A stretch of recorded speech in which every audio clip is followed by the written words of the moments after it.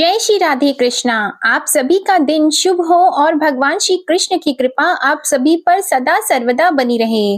भागवत कथा में आप सुन रहे हैं स्कंद 8। इससे पहले के अध्याय में आपने सुना था राजा बलि की स्वर्ग पर विजय का वर्णन। आज आप सुनेंगे भगवान का प्रकट होकर अदिति को वर देना और वामन भगवान का प्रकट होकर राजा बलि की यज्ञशाला में पधारने का वर्णन। श्री शुकदेव जी कहते हैं, परीक्षित, अपने पतिदेव महर्षि कश्यप जी का उपदेश प्राप्त करके अदिति ने बड़ी सावधानी से 12 दिन तक पयोव्रत व्रत का अनुष्ठान किया था।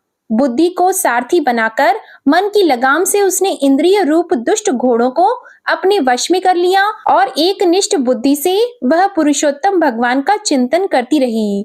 उसने एकाग्र बुद्धि से अपने मन को सर्वात्मा भगवान वासुदेव में पूर्ण रूप से लगाकर पयोव्रत का अनुष्ठान किया। तब पुरुषोत्तम भगवान उसके सामने प्रकट हुए।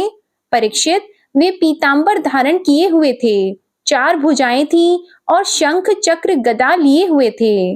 अपने नेत्रों के सामने भगवान को सहसा प्रकट हुए देखकर अदिति सादर उठ खड़ी हुई और फिर प्रेम से विह्वल होकर उसने पृथ्वी पर लौटकर उन्हें दंडवत प्रणाम किया। फिर उठकर हाथ जोड़कर भगवान की स्तुति करने की चेष्टा की, परंतु नेत्रों में आनंद के आंसू उमड़ आए। उससे बोला न गया। सारा शरीर पुलकित हो रहा था। दर्शन के आनंद उल्लास से उसके अंगों में कंप होने लगा था। वह चुपचाप खड़ी रही। परीक्षित, देवी अदिति अपने प्रेमपूर्ण नेत्रों से लक्ष्मीपति, विश्वपति, यज्ञेश्वर भगवान को इस प्रकार देख रही थी मानो वह उन्हें पी जाएगी। फिर बड़े प्रेम से गदगद वाणी से धीरे धीरे उसने भगवान की स्तुति की। अदिति ने कहा, आप यज्ञ के स्वामी हैं और स्वयं यज्ञ भी आप ही हैं। अच्युत, आपके चरण कमलों का आश्रय लेकर लोग भव सागर से तर जाते हैं। आपके यश कीर्तन का श्रवण भी संसार से तारने वाला है। आपके नामों के श्रवण मात्र से ही कल्याण हो जाता है। आदि पुरुष जो आपकी शरण में आ जाता है उसकी सारी विपत्तियों का आप नाश कर देते हैं। भगवान, आप दीनों के स्वामी हैं। आप हमारा कल्याण कीजिए। आप विश्व की उत्पत्ति, स्थिति और प्रलय के कारण हैं और विश्व रूप भी आप ही हैं। अनंत होने पर भी स्वच्छंदता से आप अनेक शक्ति और गुणों को स्वीकार कर लेते हैं। आप सदा अपने स्वरूप में ही स्थित रहते हैं। नित्य निरंतर बढ़ते हुए पूर्ण बोध के द्वारा आप हृदय के अंधकार को नष्ट करते रहते हैं। भगवान, मैं आपको नमस्कार करती हूँ। श्री शुकदेव जी कहते हैं, परीक्षित, जब अदिति ने इस प्रकार कमल नयन भगवान की स्तुति की, तब समस्त प्राणियों के हृदय में रहकर उनकी गतिविधि जानने वाले भगवान ने यह बात कही। श्री भगवान ने कहा, देवताओं की जननी अदिति, तुम्हारी चिरकालीन अभिलाषा को मैं जानता हूँ। शत्रुओं ने तुम्हारे पुत्रों की संपत्ति छीन ली है, उन्हें उनके लोक से खदेड़ दिया है। तुम चाहती हो कि युद्ध में तुम्हारे पुत्र उन मतवाले और बलि असुरों को जीतकर विजय लक्ष्मी प्राप्त करें। तब तुम उनके साथ भगवान की उपासना करो। तुम्हारी इच्छा यह भी है कि तुम्हारे इंद्र आदि पुत्र जब शत्रुओं को मार डालें, तब तुम उनकी रोती हुई दुखी स्त्रियों को अपनी आंखों से देख सको। अदिति, तुम चाहती हो कि तुम्हारे पुत्र धन और शक्ति से समृद्ध हो जाएं, उनकी कीर्ति और ऐश्वर्य उन्हें फिर से प्राप्त हो जाएं और वे स्वर्ग पर अधिकार जमाकर पूर्ववत विहार करें। परंतु देवी, वे असुर सेनापति इस समय जीते नहीं जा सकते, ऐसा मेरा निश्चय है, क्योंकि ईश्वर और ब्राह्मण इस समय उनके अनुकूल हैं। इस समय उनके साथ यदि लड़ाई छेड़ी जाएगी तो उससे सुख मिलने की आशा नहीं है।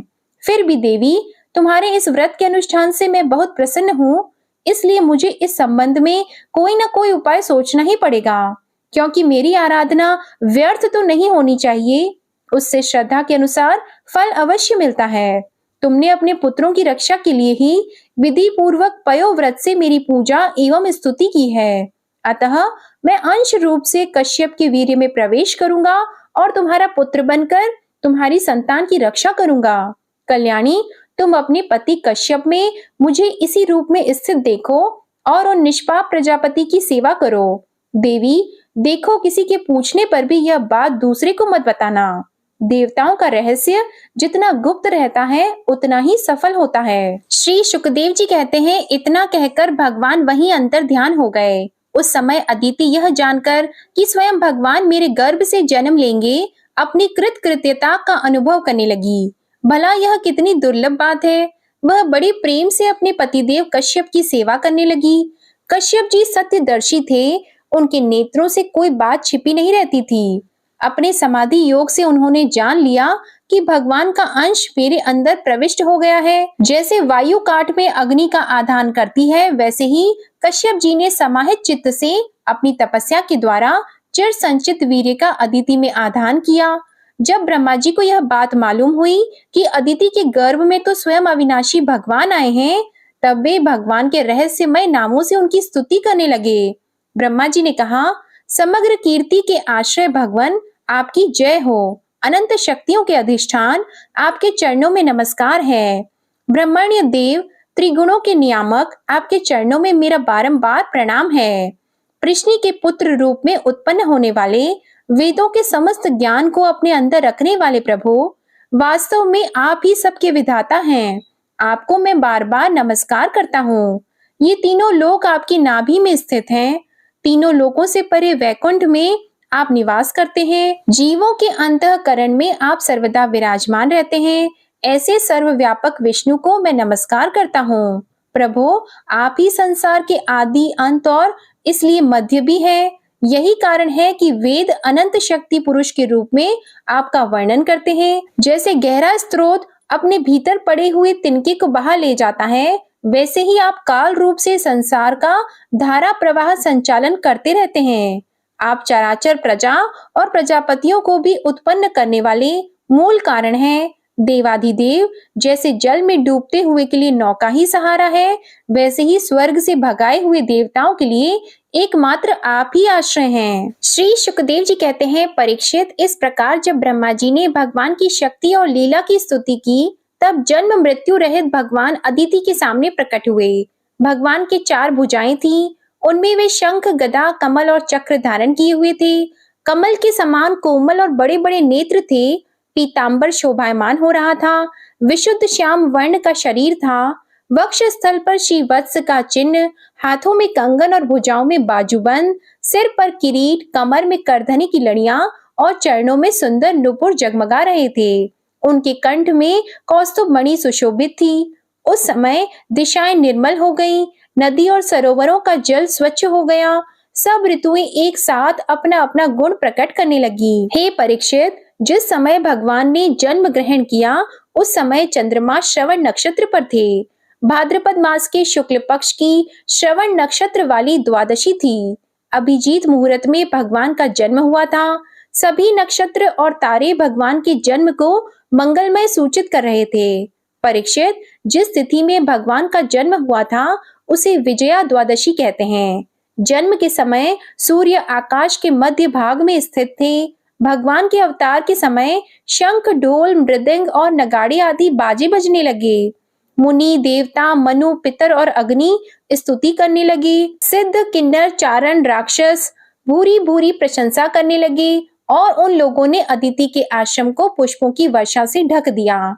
जब अदिति ने अपने गर्भ से प्रकट हुए परम पुरुष परमात्मा को देखा, तो वह अत्यंत आश्चर्यचकित और परमानंदित हो गईं। प्रजापति कश्यप जी भी भगवान को अपनी योग माया से शरीर धारण किए हुए देखकर विस्मित हो गए और कहने लगे, जय हो, जय हो। परीक्षित, भगवान स्वयं अव्यक्त एवं चित्त स्वरूप हैं। उन्होंने जो परम कांतिमय आभूषण एवं आयुधों से युक्त वह शरीर ग्रहण किया था, उसी शरीर से कश्यप और अदिति के देखते देखते वामन ब्रह्मचारी का रूप धारण कर लिया। ठीक वैसे ही जैसे नट अपना वेश बदल ले। क्यों न हो, भगवान की लीला तो अद्भुत है ही। भगवान को वामन ब्रह्मचारी के रूप में देखकर महर्षियों को बड़ा आनंद हुआ। उन लोगों ने कश्यप प्रजापति को आगे करके उनके जात कर्म आदि संस्कार करवाए। जब उनका उपनयन संस्कार होने लगा, तब गायत्री के अधिष्ठात्री देवता स्वयं सविता ने उन्हें गायत्री का उपदेश किया।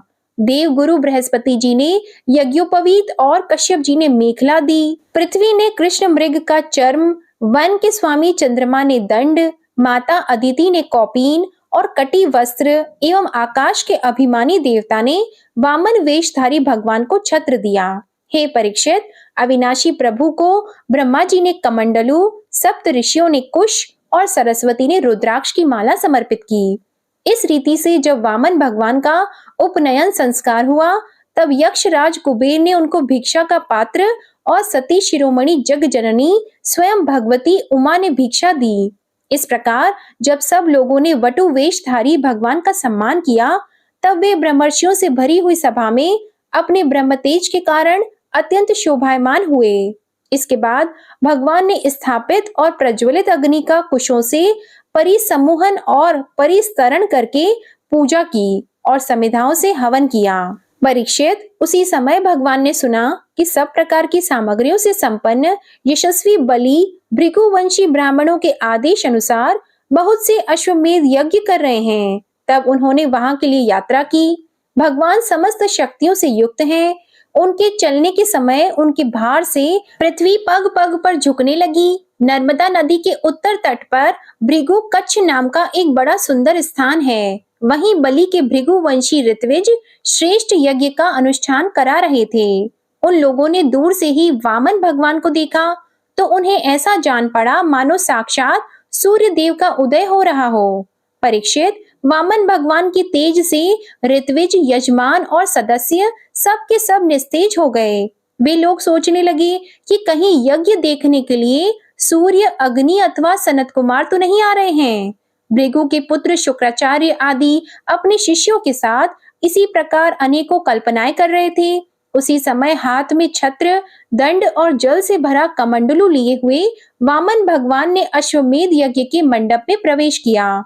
वे कमर में मूंज की मेखला और गले में यज्ञोपवीत धारण किए हुए थे। बगल में मृग चर्म था और सिर पर जटा थी। इसी प्रकार बौने ब्राह्मण के वेश में अपनी माया से ब्रह्मचारी बने हुए भगवान ने जब उनके यज्ञ मंडप में प्रवेश किया, तब भृगुवंशी ब्राह्मण उन्हें देखकर अपने शिष्यों के साथ उनके तेज से प्रभावित एवं निष्प्रभ हो गए। वे सब के सब अग्नियों के साथ उठ खड़े हुए और उन्होंने वामन भगवान का स्वागत सत्कार किया।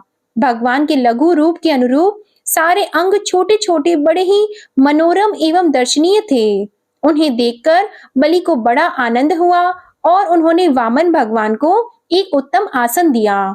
फिर स्वागत वाणी से उनका अभिनंदन करके पांव पखारे और संग रहित महापुरुषों को भी अत्यंत मनोहर लगने वाले वामन भगवान की पूजा की। भगवान के चरण कमलों का धोवन परम मंगलमय है। उससे जीवों के सारे पाप ताप धुल जाते हैं। स्वयं देवाधिदेव चंद्रमौली भगवान शंकर ने अत्यंत भक्ति भाव से उसे अपने सिर पर धारण किया था। आज वही चरणामृत धर्म के मर्मज्ञ राजा बलि को प्राप्त हुआ। उन्होंने बड़े प्रेम से उसे मस्तक पर रखा। बलि ने कहा, ब्राह्मण कुमार, आप भले पधारे। आपको मैं नमस्कार करता हूँ। आज्ञा कीजिए, मैं आपकी क्या सेवा करूं? आर्य, ऐसा जान पड़ता है कि बड़े बड़े ब्रह्मर्षियों की तपस्या ही स्वयं मूर्तिमान होकर मेरे सामने आई है। आज आप मेरे घर पधारे, इससे मेरे पितर तृप्त हो गए। आज मेरा वंश पवित्र हो गया। आज मेरा यह यज्ञ सफल हो गया। ब्राह्मण कुमार, आपके पांव पखारने से मेरे सारे पाप धुल गए और विधि पूर्वक यज्ञ करने से, अग्नि में आहुति डालने से जो फल मिलता वह अनायास ही मिल गया। आपके इन नन्हे नन्हे चरणों और इनके धोवन से पृथ्वी पवित्र हो गई। ब्राह्मण कुमार, ऐसा जान पड़ता है कि आप कुछ चाहते हैं। परम पूज्य ब्रह्मचारी जी, आप जो चाहते हो, गाय, सोना, सामग्रियों से सुसज्जित घर, पवित्र अन्न, पीने की वस्तु, विवाह के लिए ब्राह्मण की कन्या, संपत्तियों से भरे हुए गांव, घोड़े, हाथी, रथ, वह सब आप मुझसे मांग लीजिए। अवश्य ही वह सब मुझसे मांग लीजिए। श्री शुकदेव जी कहते हैं, राजा बलि के ये वचन धर्म भाव से भरे और बड़े मधुर थे। उन्हें सुनकर भगवान वामन ने बड़ी प्रसन्नता से उनका अभिनंदन किया और कहा, श्री भगवान ने कहा, राजन, आपने जो कुछ कहा वह आपकी कुल परंपरा के अनुरूप धर्म भाव से परिपूर्ण, यश को बढ़ाने वाला और अत्यंत मधुर है। क्यों न हो, परलोक हितकारी धर्म के संबंध में आप भृगुपुत्र शुक्राचार्य को परम प्रमाण जो मानते हैं, साथ ही अपने कुल वृद्ध पितामह परम शांत प्रहलाद जी की आज्ञा भी तो आप वैसे ही मानते हैं। आपकी वंश परंपरा में कोई धैर्यहीन अथवा कृपण पुरुष कभी हुआ ही नहीं। ऐसा भी कोई नहीं हुआ जिसने ब्राह्मण को कभी दान न दिया हो, अथवा जो एक बार किसी को कुछ देने की प्रतिज्ञा करके बाद में मुकर गया हो। दान के अवसर पर याचकों की याचना सुनकर और युद्ध के अवसर पर शत्रु के ललकारने पर उनकी ओर से मुंह मोड़ लेने वाला कायर आपके वंश में कोई भी नहीं हुआ। क्यों न हो, आपकी कुल परंपरा में प्रहलाद अपने निर्मल यश से वैसे ही शोभायमान होते हैं जैसे आकाश में चंद्रमा। आपके कुल में ही हिरण्याक्ष जैसे वीर का जन्म हुआ था।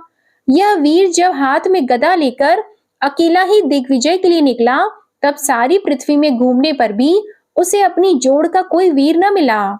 जब विष्णु भगवान जल में से पृथ्वी का उद्धार कर रहे थे, तब वह उनके सामने आया और बड़ी कठिनाई से उन्होंने उस पर विजय प्राप्त की। परंतु उसके बाद भी उन्हें बार बार हिरण्याक्ष की शक्ति और बल का स्मरण हो आया करता था और उसे जीत लेने पर भी वे अपने को विजयी नहीं समझते थे। जब हिरण्याक्ष के भाई हिरण्यकशिपु को उसके वध का वृतांत मालूम हुआ, तब वह अपने भाई का वध करने वाले को मार डालने के लिए क्रोध करके भगवान के निवास स्थान वैकुंठ धाम में पहुंचा। विष्णु भगवान माया रचने वालों में सबसे बड़े हैं और समय को खूब पहचानते हैं। जब उन्होंने देखा कि हिरण्यकशिपु तो हाथ में शूल लेकर काल की भांति मेरे ही ऊपर धावा कर रहा है, तब उन्होंने विचार किया, जैसे संसार के प्राणियों के पीछे मृत्यु लगी रहती है, वैसे ही मैं जहां जहां जाऊंगा वहीं वहीं यह मेरा पीछा करेगा। इसलिए मैं इसके हृदय में प्रवेश कर जाऊं, जिससे यह मुझे देख न सके, क्योंकि ये तो बहिर्मुख है, बाहर की वस्तु ही देखता है। असुर शिरोमणि, जिस समय हिरण्यकशिपु उन पर झपट रहा था, उसी समय ऐसा निश्चय करके डर से कांपते हुए विष्णु भगवान ने अपने शरीर को सूक्ष्म बना लिया और उसके प्राणों के द्वारा नासिका में से होकर हृदय में जा बैठे। हिरण्यकशिपु ने उनके लोक को भली भांति छान डाला, परंतु उनका कहीं पता न चला। इस पर क्रोधित होकर वह सिंहनाद करने लगा। उस वीर ने पृथ्वी, स्वर्ग, दिशा, आकाश, पाताल और समुद्र सब कहीं विष्णु भगवान को ढूंढा, परंतु वे कहीं भी उसे दिखाई नहीं दिए। उनको कहीं न देखकर वह कहने लगा, मैंने सारा जगत छान डाला, परंतु वह नहीं मिला। अवश्य ही वह भ्रातृघाती उस लोक में चला गया जहां जाकर फिर लौटना नहीं होता। बस अब उससे वैर भाव रखने की आवश्यकता नहीं, क्योंकि वैर तो देह के साथ ही समाप्त हो जाता है। क्रोध का कारण अज्ञान है और अहंकार से उसकी वृद्धि होती है। राजन, आपके पिता प्रहलाद नंदन विरोचन बड़े ही ब्राह्मण भक्त थे। यहाँ तक कि उनके शत्रु देवताओं ने ब्राह्मणों का वेश बनाकर उनसे उनकी आयु का दान मांगा और उन्होंने ब्राह्मणों के छल को जानते हुए भी अपनी आयु दे डाली। आप भी उसी धर्म का आचरण करते हैं जिसका शुक्राचार्य आदि गृहस्थ ब्राह्मण, आपके पूर्वज प्रहलाद और दूसरे यशस्वी वीरों ने पालन किया है। दैत्येंद्र, आप मुंह मांगी वस्तु देने वालों में श्रेष्ठ हैं। इसी से मैं आपसे थोड़ी सी पृथ्वी, केवल अपने पैरों से 3 पग मांगता हूँ। माना कि आप सारे जगत के स्वामी और बड़े उदार हैं, फिर भी मैं आपसे इससे अधिक नहीं चाहता। विद्वान पुरुष को केवल अपनी आवश्यकता के अनुसार ही दान स्वीकार करना चाहिए, इससे वह प्रतिग्रह जन्य पाप से बच जाता है। राजा बलि ने कहा, ब्राह्मण कुमार, तुम्हारी बातें तो वृद्धों जैसी हैं, परंतु तुम्हारी बुद्धि अभी बच्चों की सी ही है। अभी तुम हो भी तो बालक ही ना, इसी से अपना हानि लाभ नहीं समझ रहे हो। मैं तीनों लोकों का एकमात्र अधिपति हूँ और द्वीप का द्वीप दे सकता हूँ।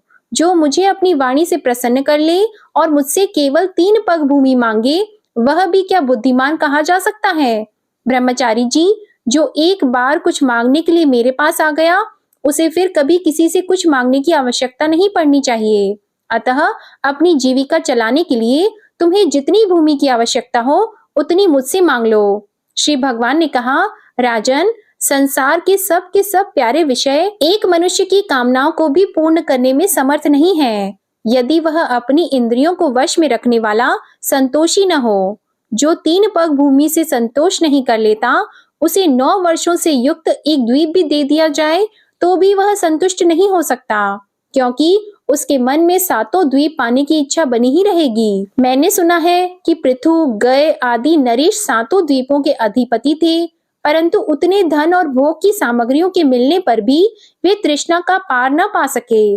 जो कुछ प्रारब्ध से मिल जाए, उसी से संतुष्ट होकर रहने वाला पुरुष अपना जीवन सुख से व्यतीत करता है, परंतु अपनी इंद्रियों को वश में न रखने वाला तीनों लोकों का राज्य पाने पर भी दुखी ही रहता है, क्योंकि उसके हृदय में असंतोष की आग धधकती रहती है।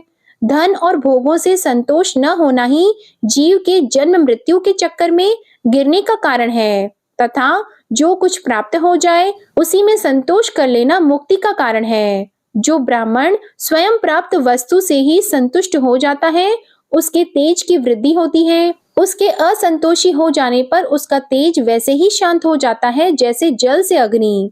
इसमें संदेह नहीं कि आप मुंह मांगी वस्तु देने वालों में शिरोमणि हैं, इसलिए मैं आपसे केवल 3 पग भूमि ही मांगता हूँ। इतने से ही मेरा काम बन जाएगा। धन उतना ही संग्रह करना चाहिए जितने की आवश्यकता हो। श्री सुखदेव जी कहते हैं, भगवान के इस प्रकार कहने पर राजा बलि हंस पड़े। उन्होंने कहा, अच्छी बात है, जितनी तुम्हारी इच्छा हो उतनी ही ले लो। यो कहकर वामन भगवान को 3 पग पृथ्वी का संकल्प करने के लिए उन्होंने जल पात्र उठाया। शुक्राचार्य जी सब कुछ जानते थे, उनसे भगवान की यह लीला भी छिपी नहीं थी। उन्होंने राजा बलि को पृथ्वी देने के लिए तैयार देखकर उनसे कहा। शुक्राचार्य जी ने कहा, विरोचन कुमार, ये स्वयं अविनाशी भगवान विष्णु हैं। देवताओं का काम बनाने के लिए कश्यप की पत्नी अदिति के गर्भ से अवतीर्ण हुए हैं। तुमने यह अनर्थ न जानकर कि ये मेरा सब कुछ छीन लेंगे, इन्हें दान देने की प्रतिज्ञा कर ली है। यह तो दैत्यों पर बहुत बड़ा अन्याय होने जा रहा है। इसे मैं ठीक नहीं समझता। स्वयं भगवान ही अपनी योग माया से यह ब्रह्मचारी बनकर बैठे हुए हैं।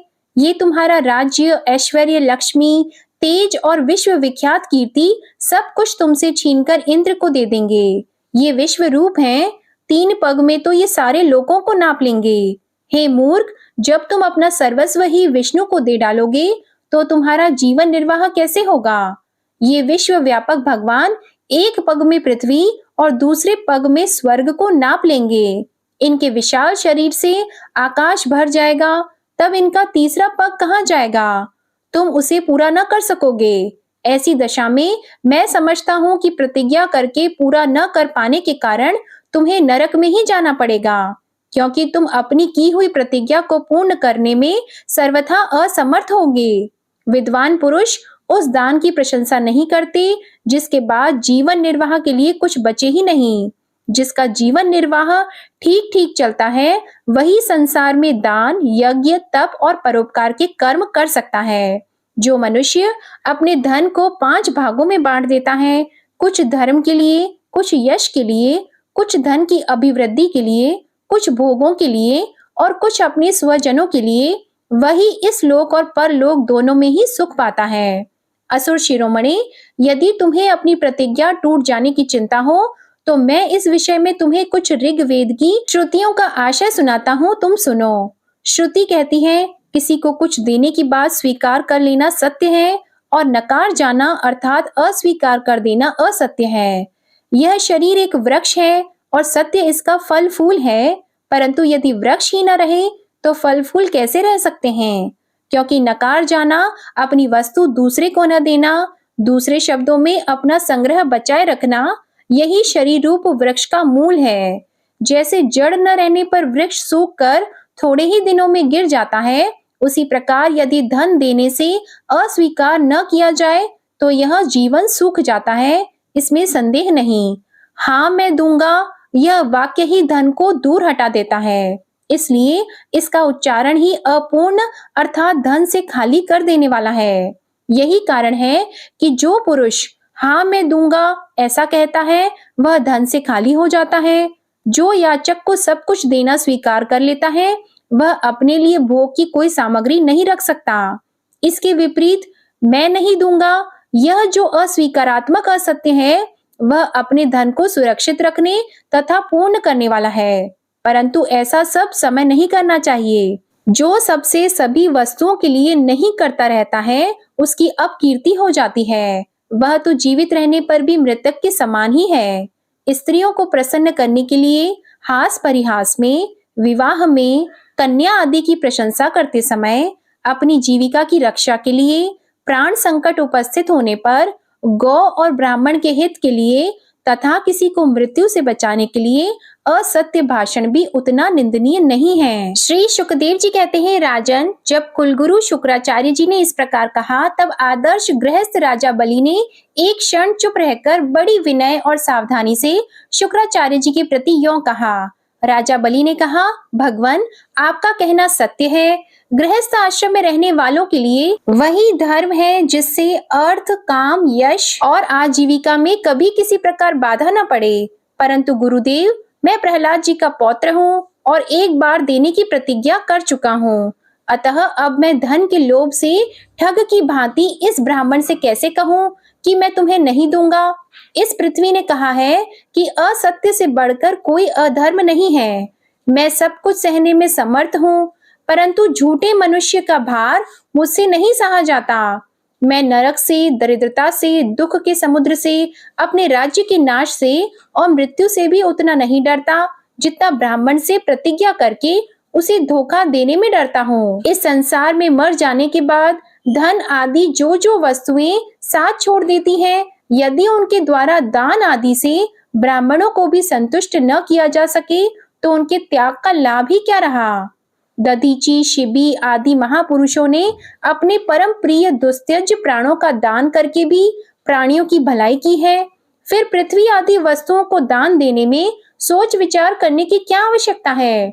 ब्राह्मण, पहले युग में बड़े बड़े दैत्य राजों ने इस पृथ्वी का उपभोग किया है। पृथ्वी में उनका सामना करने वाला कोई नहीं था। उनके लोक और परलोक को तो काल खा गया, परंतु उनका यश अभी पृथ्वी पर ज्यों का त्यों बना हुआ है। गुरुदेव, ऐसे लोग संसार में बहुत हैं जो युद्ध में पीठ न दिखाकर अपने प्राणों की बलि चढ़ा देते हैं, परंतु ऐसे लोग बहुत दुर्लभ हैं जो सत्पात्र के प्राप्त होने पर श्रद्धा के साथ धन का दान करें। गुरुदेव, यदि उदार और करुणाशील पुरुष अपात्र याचक की कामना पूर्ण करके दुर्गति भोगता है तो वह दुर्गति भी उसके लिए शोभा की बात होती है। फिर आप जैसे ब्रह्मवेत्ता पुरुषों को दान करने से दुख प्राप्त हो तो उसके लिए क्या कहना। इसलिए मैं इस ब्रह्मचारी की अभिलाषा अवश्य पूर्ण करूंगा। महर्षि, वेद विधि के जानने वाले आप लोग बड़े आदर से यज्ञ याग आदि के द्वारा जिनकी आराधना करते हैं, वे वरदानी विष्णु ही अथवा कोई दूसरा हो, मैं उनकी इच्छा के अनुसार इन्हें पृथ्वी का दान करूंगा। यदि मेरे अपराध न करने पर भी ये अधर्म से मुझे बांध लेंगे, तब भी मैं इनका अनिष्ट नहीं चाहूंगा, क्योंकि मेरे शत्रु होने पर भी इन्होंने भयभीत होकर ब्राह्मण का शरीर धारण किया है। यदि ये पवित्र कीर्ति भगवान विष्णु ही है तो अपना यश नहीं खोना चाहेंगे। मुझे युद्ध में मारकर भी पृथ्वी छीन सकते हैं, और यदि कदाचित ये कोई दूसरे ही हैं तो मेरे बाणों की चोट से सदा के लिए रणभूमि में सो जाएंगे। श्री शुकदेव जी कहते हैं, जब शुक्राचार्य जी ने देखा कि मेरा यह शिष्य गुरु के प्रति अश्रद्धालु है तथा मेरी आज्ञा का उल्लंघन कर रहा है, तब देव की प्रेरणा से उन्होंने राजा बलि को शाप दे दिया। यद्यपि वे सत्य प्रतिज्ञ और उदार होने के कारण शाप के पात्र नहीं थे। शुक्राचार्य जी ने कहा, मूर्ख, तू है तो अज्ञानी, परंतु अपने को बहुत बड़ा पंडित मानता है। तू मेरी उपेक्षा करके गर्व कर रहा है। तूने मेरी आज्ञा का उल्लंघन किया है, इसलिए शीघ्र ही तू अपनी लक्ष्मी खो बैठेगा। राजा बलि बड़े महात्मा थे। अपने गुरुदेव के शाप देने पर भी वे सत्य से नहीं डिगे। उन्होंने वामन भगवान की विधि पूर्वक पूजा की और हाथ में जल लेकर 3 पग भूमि का संकल्प कर दिया। उसी समय राजा बलि की पत्नी विंध्यावली, जो मोतियों के गहनों से सुसज्जित थी, वहां आई। उसने अपने हाथों वामन भगवान के चरण पखारने के लिए जल से भरा सोने का कलश लाकर दिया। बलि ने स्वयं बड़े आनंद से उनके सुंदर सुंदर युगल चरणों को धोया और उनके चरणों का यह विश्व पावन जल अपने सिर पर चढ़ाया। उस समय आकाश में स्थित देवता, गंधर्व, विद्याधर, सिद्ध, चारण सभी लोग राजा बलि के इस अलौकिक कार्य तथा सरलता की प्रशंसा करते हुए बड़े आनंद से उनके ऊपर दिव्य पुष्पों की वर्षा करने लगे। एक साथ ही हजारों दुंदुभियां बार बार बजने लगी। गंधर्व किन्नर गान करने लगे, अहो धन्य है, इन उदार शिरोमणि बलि ने ऐसा काम कर दिखाया जो दूसरों के लिए अत्यंत कठिन है।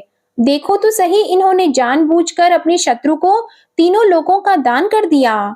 इसी समय एक बड़ी अद्भुत घटना घट गई। अनंत भगवान का वह त्रिगुणात्मक वामन रूप बढ़ने लगा। वह यहाँ तक बढ़ा कि पृथ्वी, आकाश, दिशाएं, स्वर्ग, ऋषि सब के सब उसी में समा गए। ऋत्विज, आचार्य और सदस्यों के साथ बलि ने समस्त ऐश्वर्यों के एकमात्र स्वामी भगवान के उस त्रिगुणात्मक शरीर में पंचभूत, उनके विषय, अंतःकरण और जीवों के साथ वह संपूर्ण त्रिगुणमय जगत देखा। राजा बलि ने विश्व रूप भगवान के चरण तल में रसातल, चरणों में पृथ्वी, पिंडलियों में पर्वत, घुटनों में पक्षी और जांघों में मरुद गण को देखा। इसी प्रकार भगवान के वस्त्रों में संध्या, गुह्य स्थानों में प्रजापति गण, जघन स्थल में अपने सहित समस्त असुरगण, नाभि में आकाश, कोख में सातों समुद्र और वक्ष स्थल में नक्षत्र समूह देखे। उन लोगों को भगवान के हृदय में धर्म, स्तनों में रित और सत्य वचन, मन में चंद्रमा, वक्ष स्थल पर हाथों में कमल लिए लक्ष्मी जी, कंठ में साम वेद और संपूर्ण शब्द समूह उन्हें दिखे। बाहुओं में इंद्र आदि समस्त देवगण, कानों में दिशाएं, मस्तक में स्वर्ग, केशों में मेघमाला, नासिका में वायु, नेत्रों में सूर्य और मुख में अग्नि दिखाई पड़े। वाणी में वेद, रसना में वरुण, भौं में विधि और निषेध, पलकों में दिन और रात, विश्व रूप के ललाट में क्रोध और नीचे के होठ में लोभ के दर्शन हुए। परीक्षित, उनके स्पर्श में काम, वीर्य में जल, पीठ में अधर्म, पद विन्यास में यज्ञ, छाया में मृत्यु, हंसी में माया और शरीर के रोमों में सब प्रकार की औषधियां थीं। उनकी नाड़ियों में नदियां, नखों में शिलाएं और बुद्धि में ब्रह्मा, देवता और ऋषिगण दिख पड़े। इस प्रकार वीरवर बलि ने भगवान की इंद्रियों और शरीर में सभी चराचर प्राणियों का दर्शन किया। हे परीक्षित, सर्वात्मा भगवान में यह संपूर्ण जगत देखकर सबके सब दैत्य अत्यंत भयभीत हो गए। इसी समय भगवान के पास असहाय तेज वाला सुदर्शन चक्र, गरजते हुए मेघ के समान भयंकर टंकार करने वाला शंख धनुष, बादल की तरह गंभीर शब्द करने वाला पांच जन्य शंख, विष्णु भगवान की अत्यंत वेगवती कौमोद की गदा, 100 चंद्राकार चिन्हों वाली ढाल और विद्याधर नाम की तलवार, अक्षय बाणों से भरे 2 तरकश तथा लोकपालों के सहित भगवान की सुनंद आदि पार्षदगण सेवा करने के लिए उपस्थित हो गए। उस समय भगवान की बड़ी शोभा हुई। मस्तक पर मुकुट, बाहुओं में बाजूबंद, कानों में मकर आकृति कुंडल, वक्ष स्थल पर श्री वत्स का चिन्ह, गले में कौस्तुभ मणि, कमर में मेखला और कंधे पर पीतांबर शोभायमान हो रहा था। वे 5 प्रकार के पुष्पों की बनी वनमाला धारण किए हुए थे, जिस पर मधुलोभी भौरे गुंजार कर रहे थे। उन्होंने अपने एक पग से बलि की सारी पृथ्वी नाप ली, शरीर से आकाश और भुजाओं से दिशाएं घेर ली। दूसरे पग से उन्होंने स्वर्ग को भी नाप लिया। तीसरा पैर रखने के लिए बलि की तनिक सी भी वस्तु न बची। भगवान का वह दूसरा पग ही ऊपर की ओर जाता हुआ महर लोक, जल लोक और तप लोक से भी ऊपर सत्य लोक में पहुंच गया। जय श्री कृष्णा। आज की कथा यहीं समाप्त होती है। इसके आगे का वृतांत आप अगले अध्याय में सुनिएगा। आप सभी को आज की वीडियो पसंद आई हो तो इसे लाइक करिएगा, शेयर करिएगा और कमेंट में भगवान श्री कृष्ण की जय लिखिएगा। धन्यवाद।